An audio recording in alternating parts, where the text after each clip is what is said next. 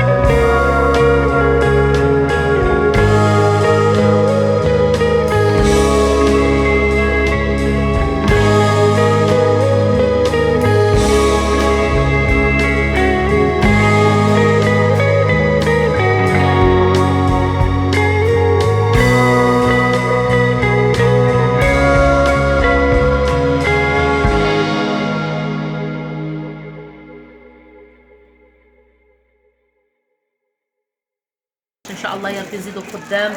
القناه ديالنا صراحه قنوات عندنا صغارين، كنتمنىكم تدعمونا وعواش مبروكه. السلام عليكم. انا قناه يوميات ام فرح شماليه. المهم اليوم ان شاء الله تجمعنا مع بعضياتنا. تعرفت على بزاف الناس ما كنتش كنعرفهم الصراحه، الناس اللي عمرها سلعه. كنتمنى لكم تدخلوا عندنا تدعمونا وتشجعونا باش حتى حنا نكبروا على شله. هذا شله بصح. وشكرا لكم بزاف.